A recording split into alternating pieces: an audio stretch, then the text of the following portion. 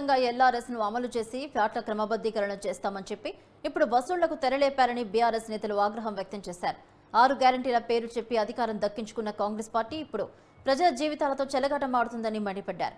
కాంగ్రెస్ ప్రభుత్వ వైఖరికి నిరసనగా కుత్బుల్లాపూర్ మున్సిపల్ కార్యాలయంలో బీఆర్ఎస్ నాయకుల నిరసన చేపట్టారు. ఇచ్చిన హామీలను అమలు చేయాలని ఎమ్మెల్యే కేపీ వివేకానంద డిమాండ్ చేశారు.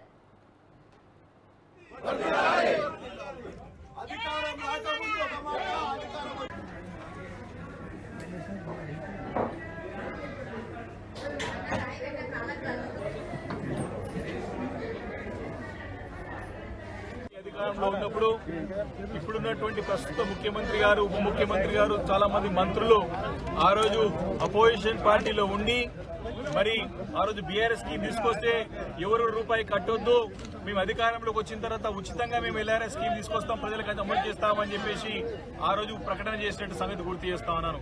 ఆ రోజు ఎల్ఆర్ఎస్ స్కీమ్ తీసుకొస్తే ఇప్పుడున్నటువంటి మంత్రులు, ముఖ్యమంత్రి గారు ప్రజలు రక్త మాంసం తింటారా అని చెప్పేసి ప్రశ్నించినారు. ఈ రోజు దానికి సమాధానం చెప్పాలని చెప్పేసి బీఆర్ఎస్ పార్టీ ప్రధానంగా డిమాండ్ చేస్తా ఉన్నది.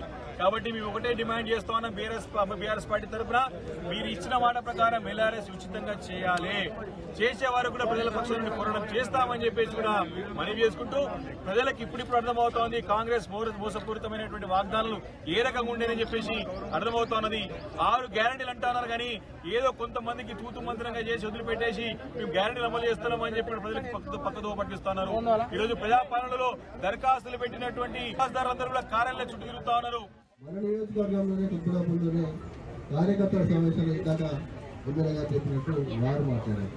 మరి ఇన్ని మాటలు మాట్లాడి ఇన్ని లక్షల మందికి ఇబ్బంది కలిగే కార్యక్రమం చేస్తున్న కాంగ్రెస్ పార్టీ నాయకులంటే ఖబర్దార్.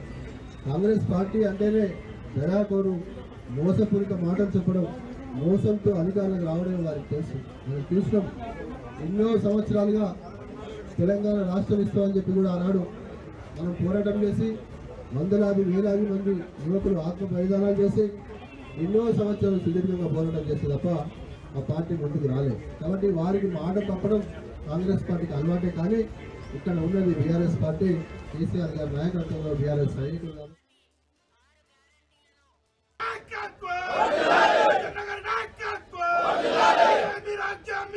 రాజ్యం